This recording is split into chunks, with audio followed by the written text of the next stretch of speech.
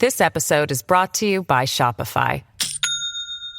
Do you have a point of sale system you can trust, or is it a real POS?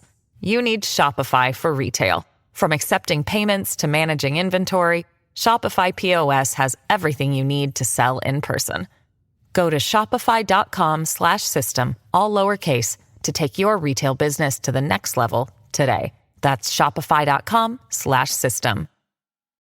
¿Hablas español? Sprichst du Deutsch? Kan du norsk? If you've had that sound from Babbel before, I bet you do. Babbel is the science-backed language learning app that actually works. With quick 10-minute lessons handcrafted by over 200 language experts, Babbel gets you on your way to speaking a new language in just a few weeks. With over 16 million subscriptions sold and a 20-day money-back guarantee, just start speaking another language with Babbel. Right now, up to 55% off your Babbel subscription at babbel.com/Spotify podcast. Spelled BABBEL.com/Spotify podcast. Rules and restrictions may apply.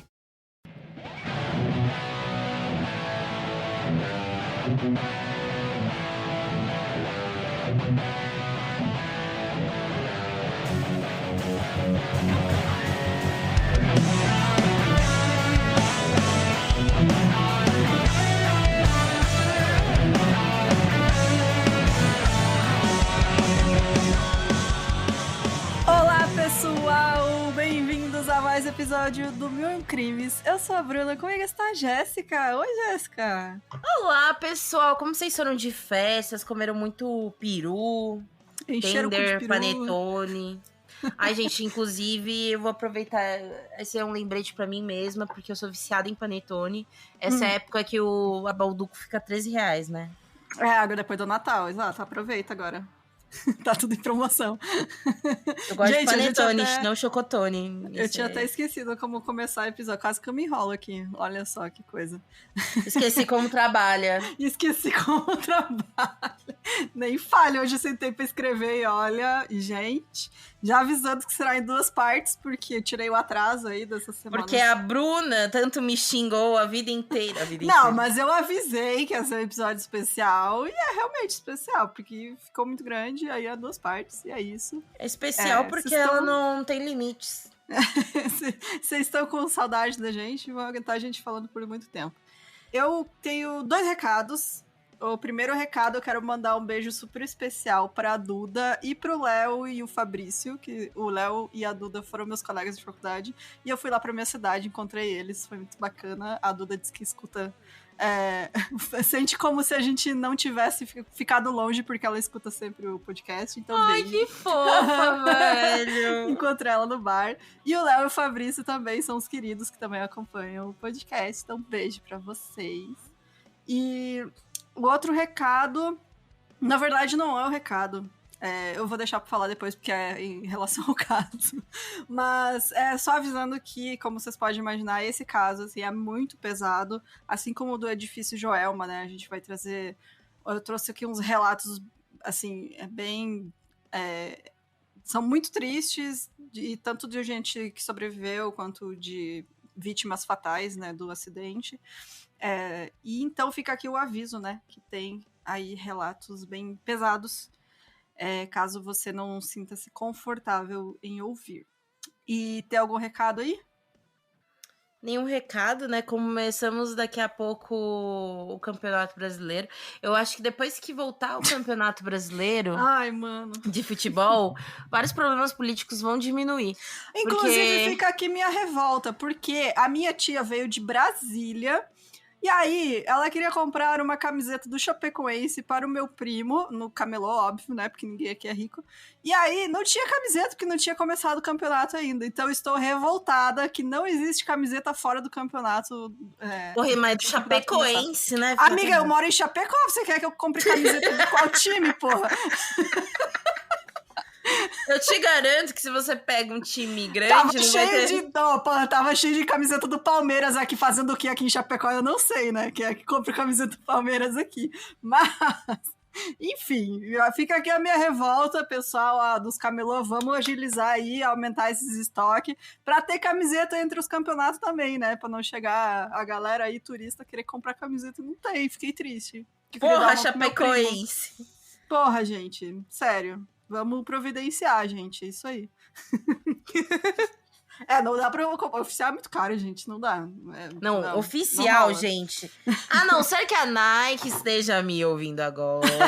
Eu acho A gente o valor... aceita os patrocínios aí, ó.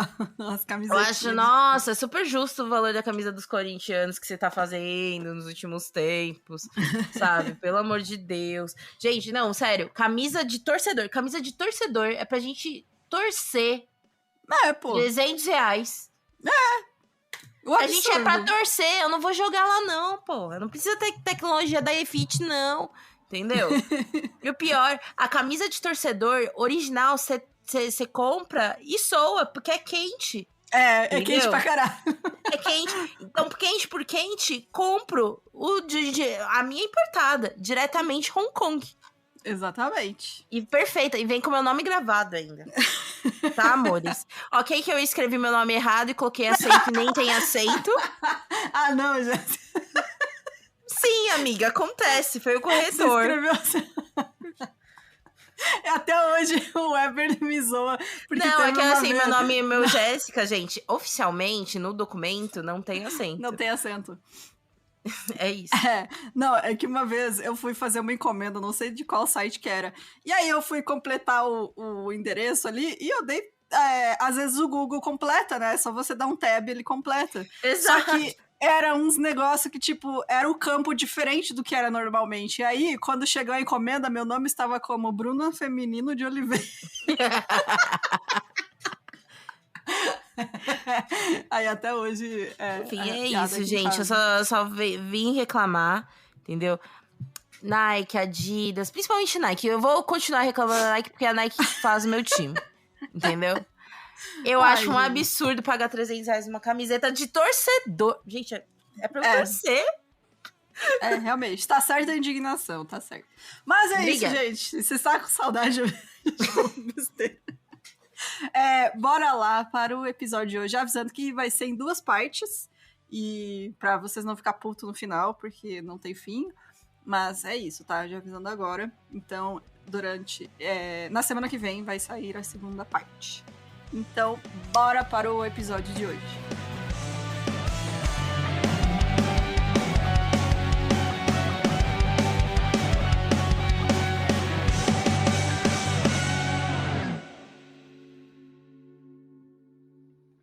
Então, o aviso que eu ia dar, que na verdade não é aviso, é sobre o caso, é que a fonte principal, a fonte mais maravilhosa de todas que eu usei para este episódio foi o livro do Mauro Ventura, chamado O Espetáculo Mais Triste da Terra, o incêndio do Gran Circo Norte-Americano. E assim, eu poderia passar 2 horas aqui só falando bem deste livro e assim, não... Sério, gente, é maravilhoso o trabalho que o Mauro fez, assim, impecável. Tem muito relato, muita coisa. E eu tentei colocar o principal aqui no roteiro. Tem muitas partes que eu tirei diretamente do livro. Então, quem leu vai reconhecer. Mas fica aqui... Gente, tá me sumindo nas palavras, porque faz tempo que eu não faço isso aqui. A recomendação. Fica aqui a recomendação, que é um livro maravilhoso, mas assim, super pesado. Tinha vezes que eu ia ler e tinha que parar e fazer outra coisa, porque era... Sério, gente, é muito triste. E fica a recomendação aí, O Espetáculo Mais Triste da Terra. Confiram aí o trabalho do Mauro Ventura, que é impecável, gente. Maravilhoso mesmo. Então, vamos para o caso. E aí, o ano é 1961. Entre as inúmeras crises nacionais e mundiais, né, como a renúncia do Jânio Quadros na presidência do Brasil, a construção do Muro de Berlim e o auge da Guerra Fria, o que se esperava quando o ano chegava ao fim é que o futuro trouxesse esperança. Esse era o sentimento geral, né, das pessoas. E aí, em Niterói, que na época era a capital do Rio de Janeiro, a tragédia que aconteceu no dia 17 de dezembro entrou para a história como o maior incêndio da história do Brasil e a maior tragédia circense do mundo. Então, sim, este incêndio foi maior que o do edifício Joelma. Os números oficiais da prefeitura na época falam em 503 mortos no incêndio do Gran Circo norte-americano. Mas o número real de mortes pode ter sido muito maior e é impossível de ser contabilizado. Nossa, gente. É muita gente, assim, é absurdo o número de pessoas que sofreram com essa tragédia. O Gran Circo norte-americano não era estrangeiro, apesar de possuir artistas e animais de várias partes do mundo. Seu dono, Danilo Stevanovic... Ai, gente, toda vez que aparecia no Google algum circense, sempre tinha um Vich no final. É, porque geralmente o pessoal da Iugoslávia, de família circense, né, é tudo com esse tipo de sobrenome, assim, dessa origem. Mas exatamente. Ele era gaúcho, né, e vinha de uma família tradicionalmente circense. O nome do circo foi ideia de sua mãe, quando a família chegou na América do Sul e percebeu que o povo gritava no porto: "Os americanos chegaram!" E viu que nomear a companhia como Gran Circo Norte-Americano soava melhor que como o Circo Stevanovic, que era um nome difícil de pronunciar para os latinos. Foi esperto. Foi esperto. A família tinha planos de ir subindo o continente com o circo até chegar nos Estados Unidos da América, mas acabaram ficando entre o Brasil e a Argentina. Até porque, né, gente, haja chão. Eles perceberam assim que não precisava, sabe? Tinha o público suficiente para eles se manterem entre o Brasil e a Argentina. E eles foram criando família aqui também, né? Tanto que o Danilo era casado com uma argentina, enfim. Aquela coisa de família circense, né? Vai sempre ficando entre a família, e as pessoas vão sempre trabalhando no circo. Sim. O Gran Circo era realmente enorme e contava com 3 picadeiros. Quando chegavam nas cidades para se apresentar, era nítida a diferença dos outros circos menores. A começar pelos animais. O Gran Circo fazia carreata pela cidade exibindo elefantes, girafas e ursos. Os cartazes eram enormes e coloridos, e as propagandas da rádio e da TV diziam ser um espetáculo como nenhum outro. As propagandas, muitas vezes enganosas, diziam se tratar da primeira vez que o circo estava na cidade, quando já havia estado outras vezes antes. Tudo era exagerado e o público não tinha dificuldades em se deslumbrar. Além do que, o circo, né, hoje em dia ainda rola encantamento com o circo. Na época, né, como o entretenimento era bem menor. Era, né, do que... não tinha, exatamente. Não tinha uma televisão pra geral, sabe? Exato, no livro ele fala cara. muito isso, assim, que não tinha muita opção de entretenimento, assim, pra você ir com a família, sabe? Então o circo era realmente, um negócio fora de série. O circo assim. chegou, tipo, o rolê da cidade inteira, né? Exatamente, da cidade inteira. E por causa do tamanho, então, o Gran Circo, né, não coube no aterro que normalmente abrigava, né, os circos em Niterói. E aí outra opção teria sido montar ele no estádio Caio Martins, mas o Danilo diz que ele esbarrou em dificuldades de ordem burocrática e técnica, e aí mudou os planos originais. E a tenda foi armada num terreno baldio que pertencia à União, na Praça do Expedicionário, na Avenida Feliciano Sodré, no centro de Niterói. E aí, com a troca desse local, ele ganhou uma compensação, né, da prefeitura, que seria que o circo, que deveria apresentar apenas 3 espetáculos, foi autorizado a estender a programação para 10 sessões. E assim, para um circo tão grande, isso é uma puta de uma oportunidade, e também para mostrar o quanto era um negócio que não era sempre que tinha, né? Porque, gente, era muita gente que cabia dentro desse circo, tipo, era muito gigante. Então, para você encher ele para 10 sessões, tinha que ser numa cidade grande, né? E na época, Niterói era muito grande, pra época, né? Os espectadores, então, ficariam espalhados por 9 arquibancadas de madeira, 800 cadeiras especiais e 25 camarotes dispostos em torno de um picadeiro de 13 metros de diâmetro. A área coberta total do Gran Circo norte-americano ocupava um diâmetro de 50 metros. Era muito grande. Seja, gigante, né? Era gigantesco. Pra época, assim, era um negócio que as pessoas viam uma vez na vida, sabe? Uhum. Uma das propagandas enganosas do circo era que a lona que o cobria era uma cobertura de nylon, uma novidade para a época. Na verdade, a lona era nova, mas Danilo achou que a feita de nylon era muito cara e por isso comprou a cobertura tradicional, feita de algodão, embebida em parafina para deixá-la impermeável, ou seja, bem mais perigosa, né? Completamente perigosa e extremamente inflamável, né, cara? Parafina, Exato. tipo, Porque o nylon também, obviamente, né, corre um risco, mas Sim. bem menos de que você colocar parafina no algodão.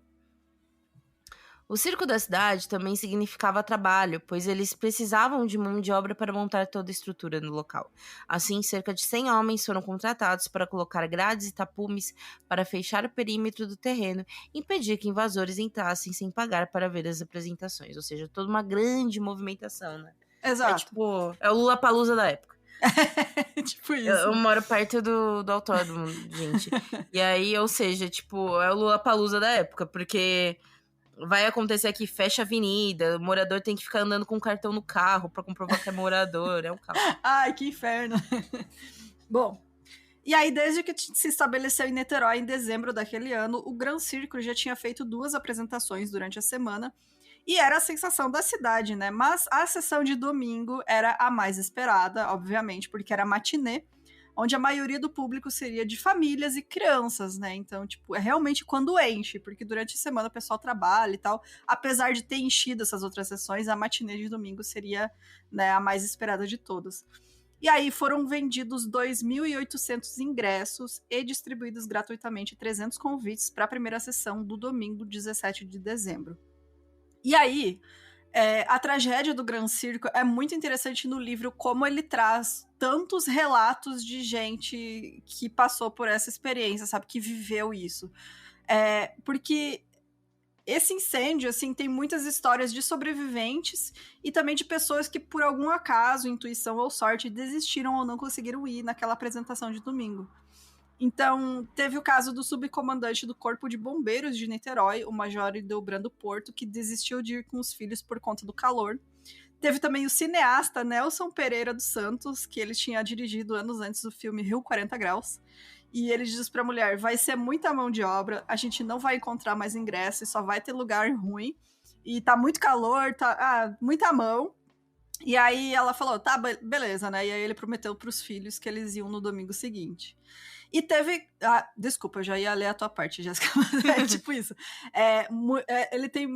Por isso que eu indico demais vocês lerem os livros, porque eu coloquei só alguns dos relatos aqui, porque é muita gente, sabe? Escapou por pouco, né? Passou assim. Escapou por pouco, exatamente. Tipo o que a gente falou do Joelma também, o cara lá que tava chegando mais tarde pro trabalho, né? Enfim, tem várias histórias assim que, por um acaso, a pessoa não morreu. Ou e sei era lá, pra estar lá, né?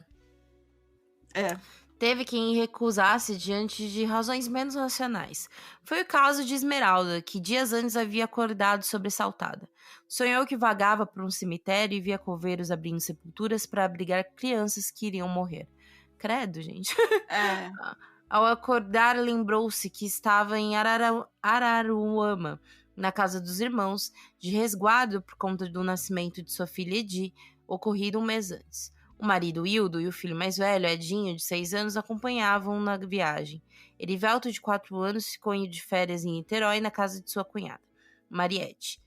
Esmeralda passou a semana angustiada. As imagens das covas infantis não lhe saíam da cabeça. Na hora em que Mariette lhe disse que ia levar o menino à sessão, não teve dúvidas. O sonho era um aviso. Pediu ao marido que buscasse o filho. Hildo não acreditava em presságios, mas não quis contrariar a mulher, né? Afinal, acabou de parir, não vou... né? Não vou contar essa daí, não. Exatamente. E no próprio domingo, trouxe o Erivelto para Araruama. Vilma de Souza Maranhão também teve um sonho estranho. Ela sonhou que estava sentada com a família na primeira fila do circo, assistindo a apresentação de um leão. O animal se mostrava agitado. O domador estralou seu chicote para amansar a fera, mas o bicho ignorou as ordens do homem. Escapou da jaula e pulou em cima dela e dos espectadores vizinhos. Ela acordou assustada e disse ao marido que aquilo era um sinal de que não deveriam ir ao circo. Ela já havia comprado ingressos para eles e os 3 filhos do casal, e achou que o pressentimento de Vilma era ele achou, né, que era besteira. E aí ela não quis bater de frente com o marido e discutir, só que ela fez uma tática, né, muito esperta, que, né, coisa de mãe, né. Pela manhã ela demorou, né, mais do que o costume, na praia com as crianças, que eles foram na praia. Ela fez o almoço sem pressa, sabe? Vestiu os filhos com a calma, assim, mais calma do que o habitual que ela tinha. E essa operação Tartaruga funcionou, né? Eles saíram de casa em Icaraí mais de 1 hora depois do previsto, para a impaciência do marido. E aí eles pegaram... o cara tava puto, né? Eles pegaram o ônibus na praia em direção ao centro, saltaram no início da Avenida Amaral Peixoto, onde tomariam outra condução. Só que antes de embarcar, né, tava muito calor, e aí os filhos imploraram por um refresco. E a Vilma, claro, né, falou, vamos lá, tomar um suquinho. Que, óbvio, ia resultar em mais atraso. E aí, de má vontade, o Baltazar, né, o marido dela, levou as crianças à lanchonete. Enquanto eles tomavam a bebida, o pai os apressava. E aí, na hora em que a família finalmente ia deixar o estabelecimento, passou uma moça de vestido branco com o ombro chamuscado. E ela corria segurando a mão de uma menina, gritando que o circo pegou fogo. E Mano. na hora eles achavam que era algum tipo de brincadeira, assim, que tipo, não tava acontecendo, sabe? Até que eles se deram conta de que a menina tava queimada e tal. E eles começaram a ver o tumulto das pessoas correndo, dizendo que o circo tinha pego fogo. Caraca, que desespero. Imagina, você era pra estar lá dentro. É, exatamente. Bom, não um sonho como o caso de Esmeralda, mas o simples sono salvou pelo menos outra criança. De manhã, Herbert, pai de Hubert Aranha, muito original a família, né? Levaram à praia de Caraí. A mãe, Dirce, ficou em casa para preparar o almoço. Da areia, junto a outros meninos e meninas, o bebê de 1 ano e 1 mês viu o cortejo passar. Os palhaços provocaram alvoroço nos pequenos banhistas. De volta a casa, Herbert ainda levou seu filho para dar uma volta. Ele havia nascido com pé chato e, apesar de muito novo, tinha começado há pouco a usar a bota ortopédica, quando a criança nasce com pé tortinho. Uhum. Eu já usei botinha também. Não adiantou muito. Estava se acostumando e precisava andar. Após o almoço, Dirce, Herbert e Hubert seguiram para a aguardada sessão do Gran Circo. Mas o cansaço provocado pela praia, pela caminhada e pela refeição fizeram o futuro humorista do grupo Cacete Planeta se aferrar-se ao berço. Sua mãe não teve coragem de acordá-lo. Gente, Sim. é o Herbert Souza. Hubert Carvalho Hubert Aranha. É o Hubert. Não é o Herbert. Não é o Herbert, mãe. O Herbert é o pai. Mas assim, tem vários outros relatos de pessoas famosas, assim, ou que ficaram famosas depois, que, sabe, aconteceu alguma coisa, ou que estiveram lá, ou que tiveram contato, que é muito doido no livro por conta disso. Mas eu coloquei esse trecho justamente porque eu fiquei, gente, o cara do Cacete Planeta. Era um nenezinho. E a sessão de domingo, 17 de dezembro, começou às 2h30 da tarde. E por volta das 4h20, a poucos minutos do fim do espetáculo, ouviu-se um grito de fogo e a correria começou. Foi a trapezista Nena, que era irmã do Danilo, quem primeiro avistou o fogo e deu o alerta. Então, os 3 trapezistas eles estavam se preparando para receber os aplausos quando o Grotto, né, que era o outro trapezista, teve a sua atenção desviada para uma luz esverdeada na parte de baixo da lona à sua direita. Ele não demorou muito para entender o que estava acontecendo, né? Afinal, ele estava numa posição mais privilegiada. E aí ele fez sinal em direção aos colegas, pedindo pressa, mas eles também já tinham notado que tinha alguma coisa errada. O Grotto imediatamente saltou de costas na rede de segurança e desceu. A Nena pulou em seguida. Eles eram casados, aí ele esperou que a rede parasse de balançar e pegou ela pela cintura, né? Botou ela no picadeiro. E aí ela olhou pro alto e viu que o Sanches, que era o outro trapezista, ainda estava na plataforma. E aí ela hesitou. Porque ela pensou assim, se eu der o alarme agora, ele vai morrer, porque ele não vai conseguir descer, né, com o tumulto. E aí ela esperou que ele pulasse e gritou, né, pras pessoas, fogo. Não passou pela cabeça dela que as chamas iam se propagar tão depressa, né, porque realmente ela pensou na segurança do cara e que não ia fazer diferença, né? Mas, enfim, ninguém imaginou que ia ser tão rápido. E aí os 3 saíram pela porta dos fundos, escapando ilesos. Gente, chocada. Imagina, você tá fazendo negócio mó difícil, assim, sabe? Eles pulando lá, sei lá quantos metros de altura, e ver o fogo começando. Tipo, cara, surreal. O fogo teve início a cerca de 20 metros da entrada, do lado esquerdo. Veio de baixo a menos de 3 metros do chão, mas lambeu a lona com tamanha rapidez que, ao ser visto, não pôde ser mais contido. A madeira das arquibancadas e a serragem no piso ajudaram a propagar o incêndio e encher de fumaça o ambiente. O maior número de vítimas foram principalmente os que estavam nos camarotes e nas cadeiras numeradas mais caros, mais próximos ao picadeiro. mais distantes da saída principal e separados das arquibancadas por uma cerca de madeira. À medida que as chamas avançavam pela cobertura, davam origem a uma chuva de gotas incandescentes que atingiam os corpos e as cabeças. Ah, sim, né? Porque era tudo feito Derretia. de parafina, derretia. Nossa. Era tipo uma lava caindo nas pessoas. Em meio ao caos, o domador Oswaldo Stenovich tomou uma decisão que resultou oposta à que pretendia. Soltou as amarras que sustentavam os maços centrais, imaginando que assim a lona cairia para trás. Sem as 8 cordas, as 4 estacas que amparavam o circo perderam apoio e desabaram. O estrondo anunciou que a queda da última coluna, e a lona arriou por completo, pendendo para frente, em direção à saída principal, cobrindo quem ainda não havia escapado do atropelo, nem se livrado da fumaça, e driblando os pingos flamejantes, ou seja, tipo, tentou ajudar, cagou mais ainda, né, no desespero. Ele pensou, vou soltar a lona pra ela cair pro outro lado, já que está derretendo na cabeça das pessoas, né? Só que o que aconteceu é que caiu em cima das pessoas, né? E tapou a saída, né? Exato. O Gran Circo norte-americano, então, ele se transformou num verdadeiro braseiro, segundo a imprensa. Essa metáfora usada na época dizia que a cobertura aprisionou os espectadores como se fosse uma rede de peixe. Isso também porque a rede, a lona, né, ela é como se fosse uma rede de corda com um pano em cima, né? Então ela realmente prendeu as pessoas lá dentro, assim, não tinha como fugir. E o incêndio durou menos de 10 minutos, e foi o suficiente para que centenas de espectadores fossem queimados, pisoteados ou asfixiassem.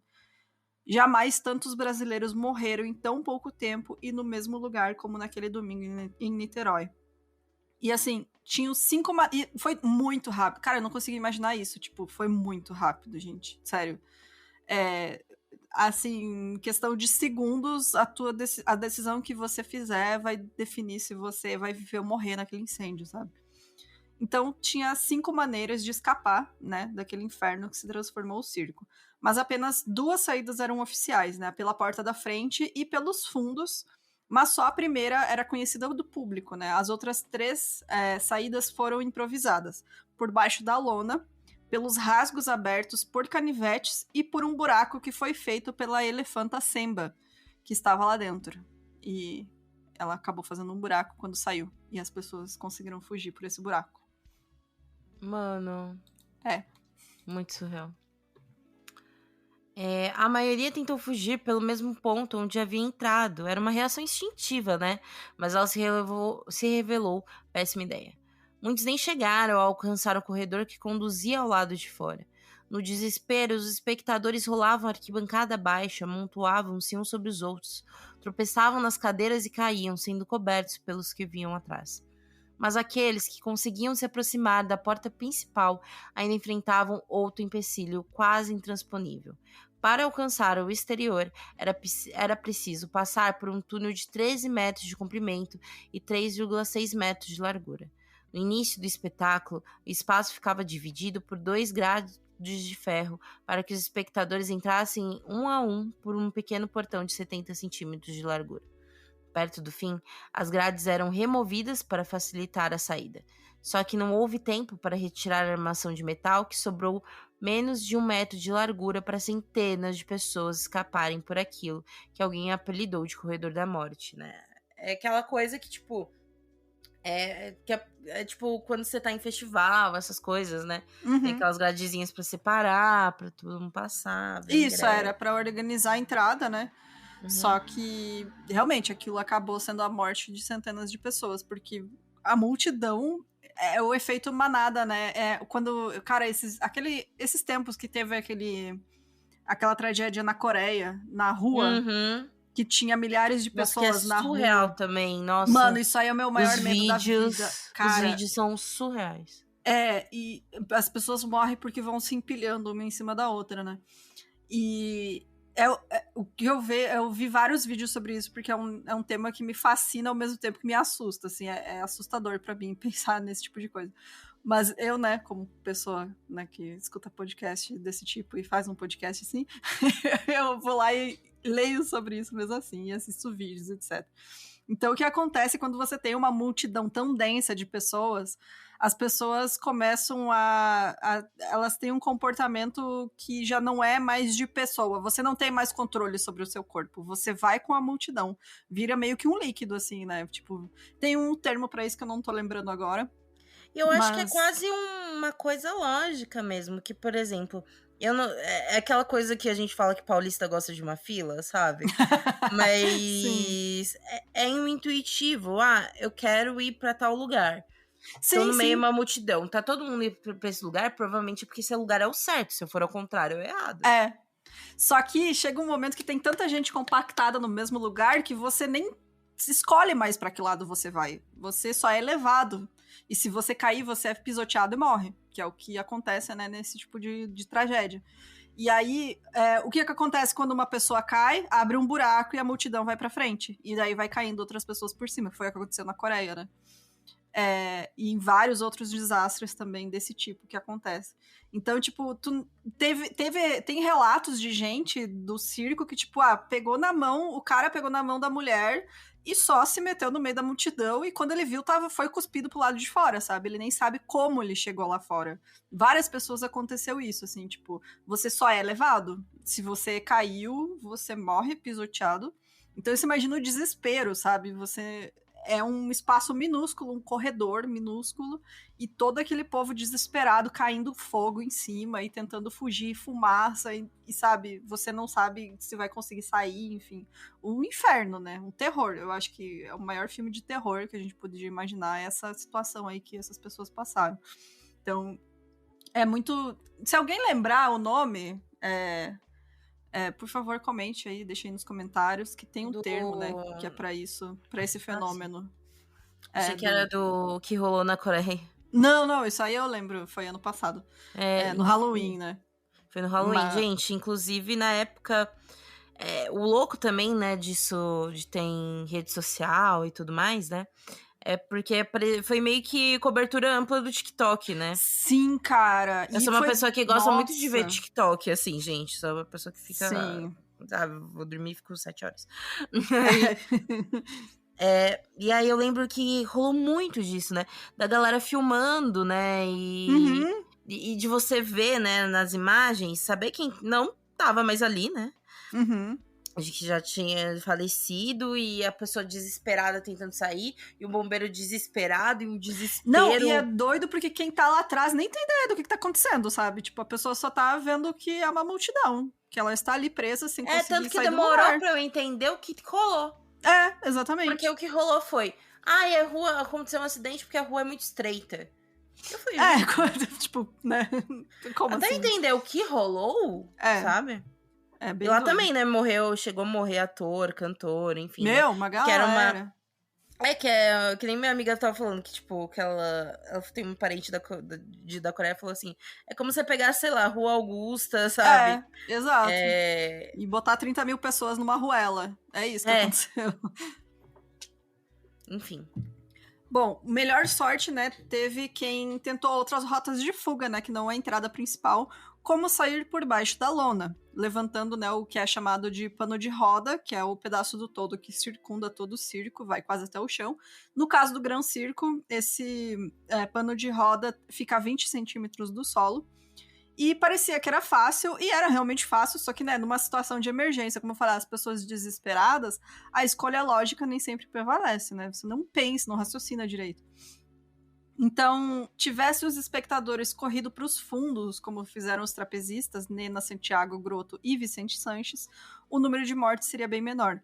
Mas poucos tiveram essa ideia, porque essa saída, apesar de ser muito grande, ela ficava encoberta por uma cortina, e era de uso exclusivo de artistas empregados. Isso que eu ia falar, como que a galera vai saber? Eles não sabiam que tinha uma saída pra lá, né? Apesar de ser meio óbvio que tem uma saída pra lá, né? Porque é por onde vêm os animais, etc. Mas, tipo, na hora você nem sabe, se atenta pra isso. E assim que deixaram o trapézio, os três se dirigiram naturalmente pra lá, mas o Grotto parou no meio do percurso junto à orquestra, porque ele ficou muito pasmo, assim, porque ele viu que tinha homem, mulher, criança correndo desesperados, se chocando uns contra os outros. Ele tentou retornar para o centro do picadeiro para avaliar a extensão do incêndio, mas, tipo, ele percebeu que já era muito grave, não tinha o que fazer. decidiu sair e aí ele juntou 2 crianças que tinham lá no meio perdidas e levou com ele pra fora. Nossa, Então, tipo, mano. tem muito relato disso de gente que só agarrou a mão, assim, de alguém, sabe? Sem saber quem era e levou pra fora. De criança. Muita criança foi salva, assim, né? Das pessoas, tipo, ver a criança ali perdida, junta e leva. E teve um caso, eu acho que eu não cheguei a colocar aqui no roteiro, de um menino que foi com a família e porque ele tinha assistido um documentário sobre um circo nos Estados Unidos que teve uma tragédia e tal, e ele foi com a família e ele falou assim, um menininho de 11 anos, vamos combinar uma rota de fuga caso a gente se perca e aconteça alguma coisa que a gente precise sair. Sim. E aí ele falou, se acontecer alguma coisa, vocês saem pelos fundos ou por baixo da lona e a gente se encontra em tal lugar. E era uma família de, tipo, 6, 7 pessoas, sabe? E todos eles usaram essa rota de fuga do menino e todos eles se salvaram. Caralho. Eles se encontraram do lado de fora. Uhum. Tipo, a criança, gente. A criança tinha assistido o negócio e falou pra família e salvou todo Muita mundo. coincidência. Muito doido. Como eu acredito em coisas sobrenaturais, acho que é muita brisa, viu? É isso aí. Que puta que pariu. Enfim. Muitos conseguiram se salvar cortando a lona. Jairo Carvalho usou um pequeno canivete que havia ganhado de brinde de uma loja para fazer um rasgo na cobertura do circo e fugir com sua filha e um amigo. Um menino de 11 anos salvou os 2 amigos ao perceber que a multidão se aglomerava na saída e usou seu canivete para cortar a saída para os 3. Quando chegou do lado de fora, o menino continuou a golpear a lona e fazer novos rasgos, tentando ajudar quem ainda estava do lado de dentro. Algumas pessoas conseguiram sair do inferno do incêndio, ainda retornavam na esperança de salvar seus parentes e amigos. Poucos conseguiam sair novamente com vida, que também tem esse ciclo, né? De que minha família tá lá dentro, eu vou buscar eles, né? Eu consegui sair e não consegui voltar. E tem casos horríveis de que a pessoa já tinha saído e a outra voltou achando que ela tava lá dentro, sabe? E aí morreu. Nossa, Mano, tem um caso... Assim, ele até fala no livro que ele não sabe se é verdade, não conseguiu atestar a veracidade, mas de uma menininha que ela foi com a empregada, né? A empregada levou ela. E ela tinha ganhado uma correntinha da mãe dela. E a mãe dela falou assim, se você perder, você vai ficar de castigo. E a menina perdeu a correntinha e voltou. Porque ela queria encontrar pra não ficar de castigo. Tipo, a empregada tentou segurar ela não conseguiu. E a menininha voltou. E assim, cara, tem história de gente que voltou e conseguiu resgatar mais pessoas que foram várias vezes pra dentro, assim, conseguiram trazer gente pra fora, mas muita gente entrou de novo pra tentar salvar, né, filho, marido, enfim, e não voltou mais, acabou falecendo no incêndio. Sim. Semba, a elefanta indiana, foi responsável por salvar muitas vidas e condenar outras. Quando o fogo já tomava conta da lona do circo, a elefanta foi atingida por um pedaço de cobertura em chama. Assustada, Semba saiu em disparada, pisoteando alguns espectadores e correu para fora, abrindo um grande rasgo na lona de circo que permitiu que muitas pessoas a seguissem e escapassem com vida. Outra elefanta, que também estava dentro daquela lona, né? Na hora era a Lisa, e no desespero para salvar vidas, um homem colocou várias crianças em cima da elefanta Lisa, que escapou por um buraco na lona e levou as crianças em suas costas para fora do fogo. Gente, esse homem é um gênio. Sim. Ou não, né? Porque podia dar errado, mas ainda bem que deu certo. Foi no desespero, sabe? O cara não sabia fazer taxa de criança que botou em cima da elefanta. Porque essa elefanta, ela gostava de criança, eles sabiam, assim, que ela era bem mais dócil, assim, né? E gostava de ficar perto de criança e tal. Mas, assim, foi um salve-se quem puder, sabe? Tipo, o cara fez o que ele imaginou que dava e deu certo, né? Botou as crianças no elefante. Ainda bem que deu certo, né? E aí o desespero para escapar, o trauma provocado pelo incêndio e o tempo decorrido desde então, ou tudo isso somado, fazem com que muitos espectadores não saibam dizer como saíram de dentro do circo. Os arredores do circo estavam tomados de pessoas desorientadas que não sabiam como tinham saído. Quando deu por si, Vicente de Pérsia, de 17 anos, estava em frente ao frigorífico Maveroy, perto dali, sem sapatos, coberto de hematomas, com um galo na cabeça e cheio de arranhões. Como eu comentei, né, várias pessoas que, tipo, imagina, no estresse, no desespero ali, quando elas viam, estavam do lado de fora. Luta pela sobrevivência sem racionalizar necessariamente. Só ter os instintos que te salvaram, né? Os bombeiros demoraram cerca de 5 minutos para chegar ao local depois que eles foram chamados, mas já era tarde, né? A lona que tinha sido embebida em parafina queimou em menos de 10 minutos. E para não jogar os jatos de água diretamente sobre as vítimas carbonizadas, os bombeiros armaram 3 linhas de água para o alto, com os esguichos regulados como duchas. Então formou meio que uma chuva fina artificial, né? Que resfriou ali o terreno e apagou os focos de incêndio. E assim, tem fotos, porque um dos trapezistas, se eu não me engano, tinha comprado uma câmera e ele, logo que ele conseguiu sair, ele foi pro trailer, pegou a câmera e começou a tirar foto. E tem fotos da época, né? E assim, é um cenário absurdo, assim, a destruição. E você vê essas fotos e sabe que ainda tem gente ali, sabe? Carbonizada, assim, viva ainda, sabe? É terrível, eu acho que, meu Deus, é horroroso, assim. A notícia do incêndio no circo se espalhou rapidamente e milhares de pessoas trabalharam como voluntários no auxílio às vítimas. A menos de 500 metros do circo, a estação de trem General Dutra transformou-se em um necrotério improvisado. Antes mesmo da chegada das ambulâncias, as vítimas começaram a ser removidas por caminhões, ônibus, táxis, radiopatrulhas e carros particulares sem distinção entre mortos e feridos. O transporte improvisado implicava riscos. Mais tarde, quase todos os queimados apresentariam infecções moderadas, causadas em parte por contaminação durante a remoção.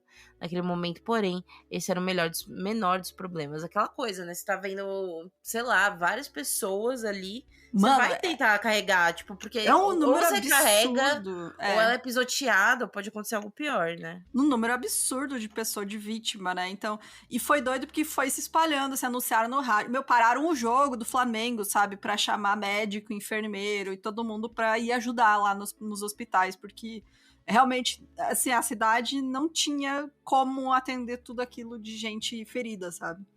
E ainda mais queimadura, que é um negócio muito complexo, né? Inclusive, o incêndio do circo foi, assim, o pioneiro para muitas técnicas de atendimento a feridos por incêndio, né? Por queimadura.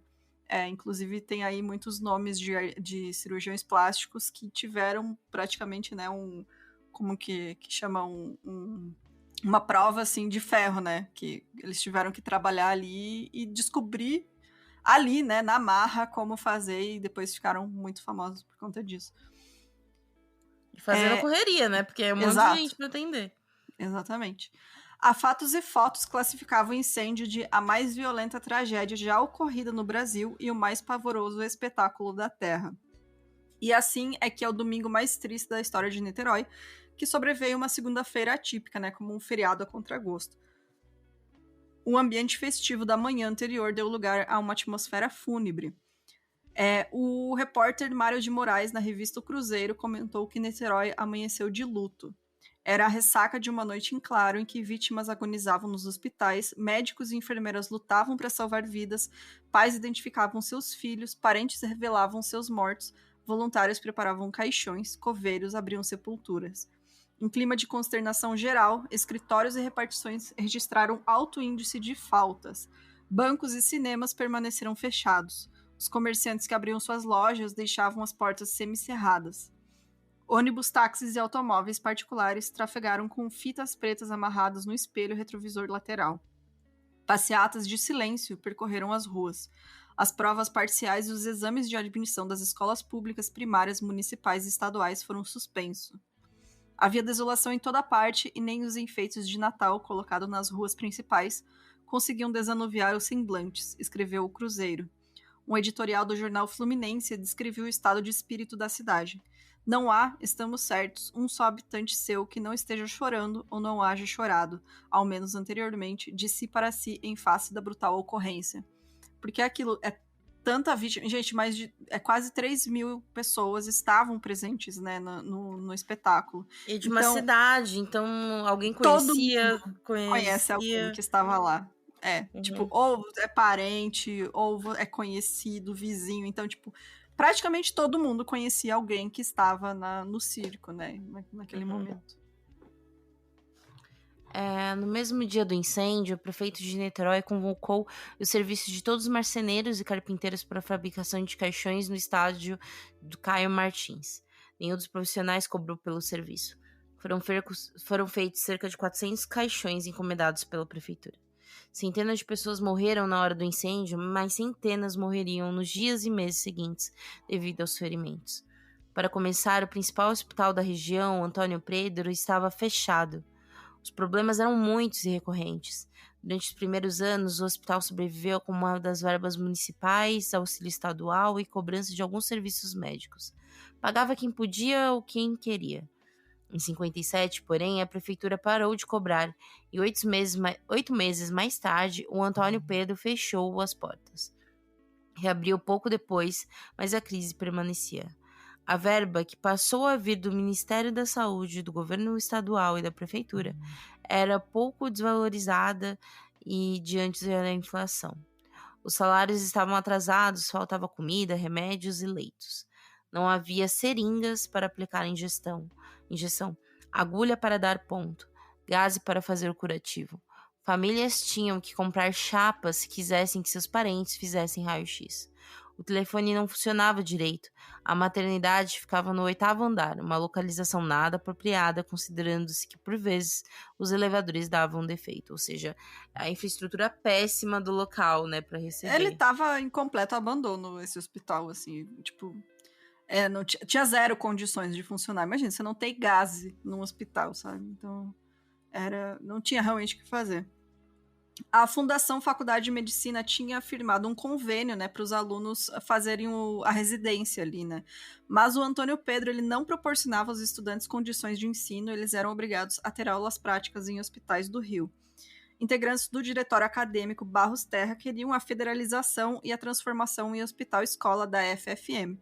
Então, estava previsto uma greve dos funcionários para o dia 15 de dezembro, reivindicando, né, o aumento salarial, mas antes disso, no dia 3, os estudantes do 5º e 6º ano de medicina resolveram tomar uma atitude drástica e ocupar o Hospital Antônio Pedro. Então, os estudantes ocuparam todas as dependências e eles se revezavam dia e noite para manter em funcionamento a maternidade e os socorros urgentes, e também dar alta às pessoas que estavam internadas.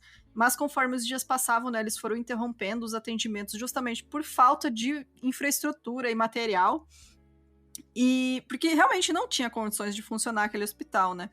E os estudantes tinham muita pressa de resolver essa situação, né, e federalizar o hospital para eles finalmente terem verba, porque eles sabiam que se tivesse qualquer tragédia na cidade, a culpa ia cair sobre eles, porque eles que tinham fechado o hospital, mesmo o hospital não tendo, né, condições de ficar aberto. Então, eles estavam ali reivindicando várias coisas, né, mas eles tinham pressa justamente porque eles sabiam que qualquer bosta que rolasse, assim, ia cair para eles, né, e realmente foi meio tenso, assim, logo que aconteceu o incêndio. Quando os primeiros feridos chegaram ao hospital, os estudantes não tinham noção do tamanho da tragédia que estava acontecendo, né? Eles negaram atendimento, dizendo que o hospital estava em greve, e o grupo foi para a maternidade do SESC, onde já foram também recusados sob a alegação de falta de condições.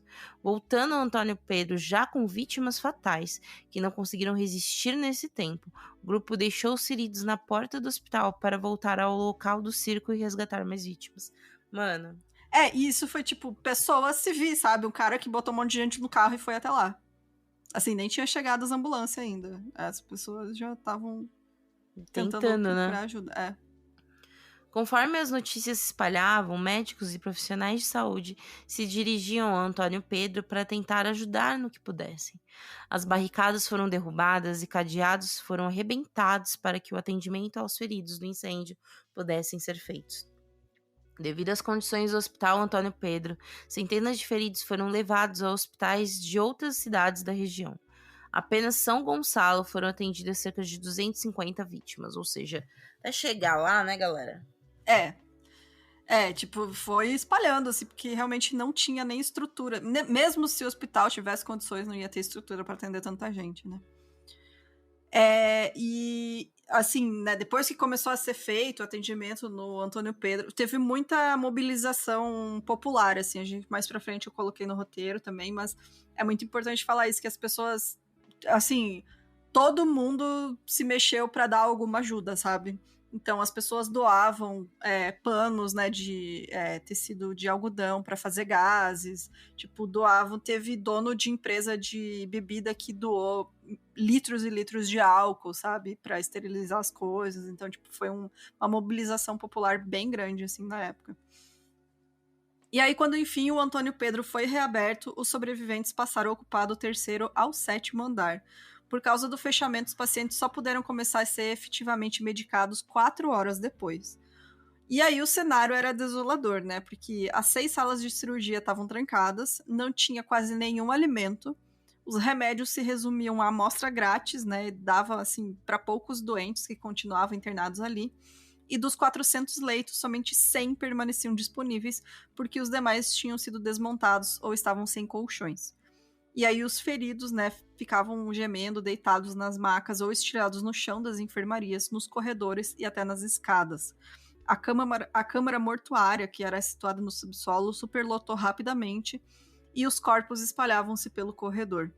Se o Antônio Pedro tivesse bem estruturado, como eu comentei antes, né, se tivesse uma estrutura para atender normalmente, né, para funcionar normalmente, a chegada repentina de mais de 100 pacientes em estado grave já seria capaz de desorganizar o seu funcionamento, né? Então, naquelas condições, virou praticamente um hospital de campanha, né? Era uma cena de guerra que tinha lá, porque era tudo improvisado, assim, os médicos tentavam fazer o impossível lá para salvar aquelas pessoas. Somente os pacientes queimados permaneceram internados, os demais receberam atendimento de urgência e foram instruídos a continuar a recuperação em estabelecimentos próximos às suas casas. Então, segundo os cálculos médicos, 80% dos pacientes tinham poucas chances de sobreviver devido à extensão dos ferimentos, né? Lembrando que essas pessoas, né, a maioria eram com ferimentos, queimaduras de 3º grau, que é o tipo mais grave, né, que atinge as partes mais profundas da pele. E os cirurgiões plásticos Ramil Sinder e o Ivo Pitangui dizem que de 160 pessoas levadas inicialmente para o Antônio Pedro, mais de 125 morreram nas primeiras 24 horas. Nossa. E assim, é uma estatística que é considerada conservadora pelo médico Calixto Calil, que disse ter registrado mais de 200 mortes na primeira noite. Por isso que eu comentei lá no início que, apesar do número oficial ser de 503 pessoas, o número foi muito maior, porque muita gente morreu realmente devido à extensão dos ferimentos, né? Que foi levado para o hospital, mas realmente não tinha chance, porque estava muito, muito, muito queimada. Sim, gente, imagina. Sei lá, obviamente você vai falar. Mas o trampo também disso tudo, né? Reconhecimento, tudo Sim. isso. Caralho, velho. Muita gente. É muita gente. Então, por isso que eu recomendo o livro, porque assim, é tanto detalhe, é tanta coisa que ele relatou nesse livro, porque ele dá todos esses detalhes, sabe? Tipo, desde o início, assim, até toda essa questão do atendimento às vítimas, e enfim. Porque, assim, teve muita gente que até hoje não foi reconhecida, né? Não foi encontrada pela família, porque você imagina, elas foram carbonizadas. Naquela época, você não tem DNA, você reconhece né? pela arcada Não tem dentária. as tecnologias de hoje. Exatamente. Ou reconheciam por um objeto, sabe? Teve gente que foi reconhecida por medalhinha, por, sei lá, um sapato, sabe? É umas coisas absurdas, assim, que pra gente, hoje em dia, você nem pensa nisso, né? Mas na época, era isso, sabe? Não tinha o que fazer. Então, é muito surreal, assim. Realmente você fica imaginando que é um cenário de guerra, assim. Tanto que tem o relato dos médicos e tal, que, assim, teve gente que ficou o resto da vida traumatizada, né? E nem estava no incêndio, foi porque atendeu as vítimas do incêndio, né? De tão horrível que foi. Para quem não pegou, o nome do livro é Espetáculo Mais Triste da Terra, ou Espetáculo Mais Triste da Terra, que é do Mauro Ventura, que é um jornalista. E fica aí a sugestão para vocês. Recomendo demais. Ele foi lançado em 2011, tá, gente? É da Companhia das Letras, se eu não me engano. E a gente vai ficar por aqui, por enquanto, porque a gente até trouxe esse caso, porque vocês saibam ou não, é um caso criminal, entre muitas aspas, e aí semana que vem vocês vão descobrir por quê, porque sim, uma pessoa foi responsabilizada por conta desse incêndio, né? Eles determinaram que não foi acidental. E também tem os relatos, né? Tô chocada com essa info. Exato, eu também, eu fiquei chocada. Né? E assim, tem relatos de pessoas que ajudaram também no atendimento às vítimas. Tem um relato, assim, que até eu fui escrever o roteiro, eu chorei de novo, que é de uma mulher, que é a Maria Pérola Sodré, que pra mim, assim, foi o momento do livro que mais me marcou, assim, sabe, o que ela fez. E, assim, ainda tem muita coisa pra contar, então recomendo a vocês. Começa a ler o livro, mas não termina. Não termina pra não dar spoiler. Pra não tomar spoiler. Em uma semana... Eu li em poucos dias, né? Eu li em uma semana, acho que foi. Aquela coisa, quando o livro é bom, né, menina? Nossa, menina, eu sentava assim e lia, e aí, tipo, eu me obrigava a parar porque é muito pesado, sabe? É uma leitura triste. Então, tipo, você para... porque tem que parar, assim, porque realmente chega uma hora que você fica arrasado. Aliás, é isso. Muitas coisas, assim, quando a gente vai ler, consumir coisa de true crime, quando a gente tá escrevendo, é isso, né? Toda vez que eu vejo um documentário, uma coisa pesada, eu volto pra ver um desenho depois. Exato, nossa, sabe? Isso. Foi assistir o Pinóquio do Del Toro, inclusive, fica aí a recomendação, maravilhoso. Eu vou ver uns Simpsons que eu gosto, sabe? Uma coisa assim. É. Pra aliviar. Aliviar um pouquinho o clima, né? Mas é isso, gente. Então, semana que vem ainda tem muita coisa pra gente falar. E olha aqui, eu deixei muita coisa de fora. Eu queria, assim, escrever muito mais, mas realmente eu acho que aí ia ficar muito cansativo pra vocês e pra gente também.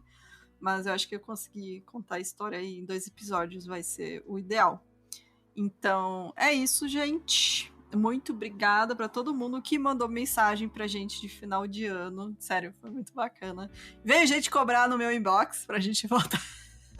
A audácia, né? A audácia de me cobrar no meu... A audácia.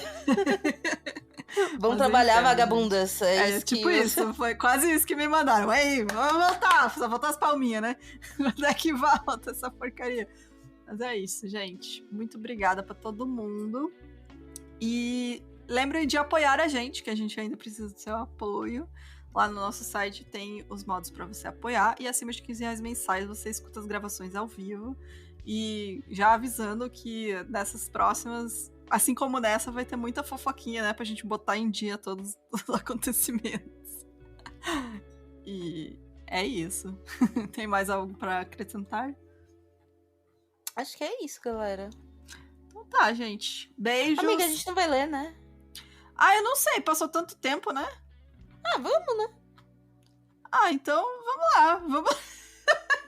Vamos ler os comentários. Do nada.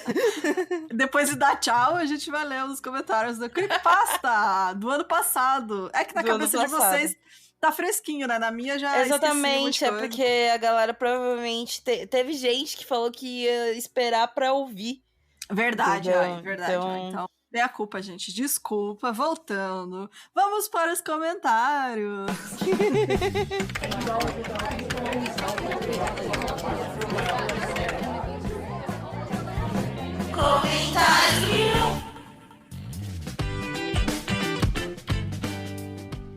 Eu gostei da Ale Pellegrini. Eu falei o episódio. Gente, eu tô grog já.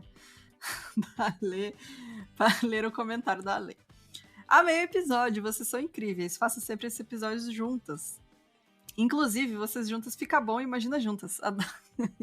E para corroborar o que a Bruna falou pra Jéssica, sim, existem veados e servos brasileiros.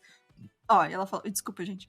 Ela falou assim, sou gaúcha, mas moro no Pantanal e sei que existem espécies diferentes em ambos locais. Ela disse que é bióloga, não praticante, mas chegou a estudar isso. E também existem placas na estrada com capivaras e outros bichos. Inclusive, teve gente mandando pra gente e marcando a gente nas plaquinhas. Isso daí eu achei genial. Obrigada, gente. Eu adorei. Fiquei muito feliz com essa informação. Porque pra mim é tão óbvio. E, de verdade, eu fui pra praia esses dias, por exemplo. Muito tempo não pegava estrada. Eu fui pra praia, eu fui pro Rio de Janeiro. E todas as placas eram de veados. E eu só pensando, gente, não vou trombar um veado na praia, na ida pro Guarujá. Realmente. Aí ela disse também, acontece que a sinalização é um meio de comunicação quase universal, pois nem todo lugar tem as mesmas leis. Então, muitas placas acabam sendo iguais no mundo todo para que todos possam entender. Aí utilizam a figura do cervo para local com travessia de animais silvestres e um boi para a travessia de bolsominions. Mentira, para gado e outro tipo de animal de fazenda. Mas gosto da ideia de regionalizar a sinalização. Dá para ter ambas as placas, até para valorizar nossa fauna local. E isso acontece em parques nacionais. Colocam sinalização com coati, saguis, preguiças, mas geralmente para informação e instruções dos visitantes. Adorei! Eu adorei essas infos. Plaquinha com coati, cara. Eu adoro coati, eu acho um bicho muito fofo. Enfim, boas festas para vocês e para os ouvintes. Continue crescendo e fazendo sucesso. Ai, obrigado. Inclusive, se alguém achar a plaquinha de capivara, quiser mandar pra gente. Não, mentira. É crime, né? Roubar essas placas. Roubar placa de trânsito. Quiser confeccionar uma plaquinha de capivara pra Jéssica, botar no quarto dela, pode mandar. Sim, vai ser um ótimo adereço. Um adereço pra botar na parede. Deixa eu ver aqui. Muita gente falando das placas, inclusive. Eu fiquei muito feliz com essa informação, né? Ainda bem que isso daí é a prova que eu realmente não tirei a minha carta ainda. Vou tirar esse ano. Essa que tá sendo a meta, inclusive. Se cuidem aí, paulistas, por favor, que a Jéssica estará motorizada. Gente, Jéssica na direção, se cuidem. Vem aí, hein, galera? Vem aí, galera. Talvez 1.002 crimes ainda. 1.000 e muitos crimes. 1.000 e muitos crimes. A Rai Torres, né, Rayane, disse que pela primeira vez gostaria de dizer que finalmente conseguiu maratonar tudo. Aê, parabéns! E sim, meninas, vocês melhoraram muito. Eu gosto dessa sinceridade. É verdade, eu gosto também. Voltem logo, pois já estou com saudade. Já voltamos. Meus dias de faxina não serão os mesmos sem você. Voltamos o quê? Pra faxina pós-ano novo. Faxina pesada aí, ó. O faxina podcast, de começo do ano. Eu vou ler o comentário do Thiago. Gente, eu vou confessar que eu não tinha visto esse comentário, agora que eu vi. Eu adorei. Ele falou assim, o Thiago B. Viegas. Estou aqui em Brasília, voltando da casa dos meus tios, depois do almoço de Natal. Sim, não fizemos ceia. Cara, cada família com a sua tradição, né? Quando, de repente, vejo na estrada uma placa que me fez testar o ABS do carro. Atenção, travessia de animais silvestres. Com o desenho maravilhoso de uma linda e pomposa capivara. E ele gravou um vídeo pra gente. Gente, vou botar o link. Vou botar no nosso Discord pra quem quiser assistir. Desculpa, Thiago, que a gente não tinha visto antes. Gente, eu não tinha visto isso. Ele gravou um vídeo. Gente, ele gravou um vídeo do carro. Com a plaquinha. Gente, eu vi vídeo agora. É muito bom a plaquinha com capivara. Ai, a gente amou. E aí, PS, realmente tem muita capivara por aqui andando em bando nos arredores do Lago Paranoá. Volta e meia aparece uma perdida pela cidade. Eu amei. PS2 nunca tive, dizem que era o melhor, né, Jéssica? Adorei PS2. PS3, chamo carinhosamente minha mãe de capivarinha, pois elas são muito zelosas no seu bando. Então, eu amei. Beijo pro Thiago, pra dona Capivarinha, beijo, que é a mãe dele. Ai, eu amei. Melhor apelido também. Eu adorei, gente, o vídeo dele. Eu vou botar no nosso Discord. Nossa, eu amei. Vou postar depois lá no nosso Poste Instagram. lá no Insta, por favor. Eu não tinha visto, ele faz 2 semanas. Gente, é porque eu tirei férias real. Eu não olhei nosso Insta, desculpa. Gente, eu fui completamente displicente comigo mesma, entendeu? É, isso aí. Com tudo, assim, ó. Eu fiquei completamente off. Entendeu? Inclusive, hoje minha amiga até comentou, assim, que eu tava falando, nossa, gente, se a exposição hoje do Monet for zoada, minha amiga, o país está acabando, você falando sobre a exposição do Monet. É isso, eu tô nesse mod, nossa, eu tirei uma cochileta russa, acordei e tinha gente cagando lá no negócio do Brasília. Eu falei, puta que pariu. Sabe? Acordar brasileiro é foda, assim. Você vai tirar o cochilo, acorda. Você não pode cochilar. O brasileiro não pode ter um tempo pra ele tomar uma cerveja. Nossa, cara, eu fui tirar o cochilinho de domingo, acordei, o gado estava em polvorosa. É isso. E é isso, né, gente? Vamos ver se eu tenho mais o. É isso. Eu tô lendo os comentários Não, agora. eu tô porque eu só esperando. É isso, hein? É isso. Gente, muito, muito obrigada pra todo mundo que comenta nos nossos posts aí. Comente suas histórias. Manda e-mail pra gente se você quiser fazer algum comentário mais elaborado, sei lá. Pode mandar no nosso e-mail, crimes@gmail.com. Mandem casos pra gente também. Mandem casos. Mande historinhas aí pra Fabi contar no Medinhos. Manda arquivo aí de artigo que você acha que seja interessante pra gente fazer. Só não mandem nudes, né, gente? Porque não. merece. Pergunta antes, né? Vai que não é. Pergunta antes, posso mandar? E aí a gente responde. Mas é isso, gente. Muito obrigada. Então voltamos na semana que vem para a parte 2 do episódio sobre o incêndio do circo. E beijos. Até semana que vem. Tchau, tchau. Beijo, galera.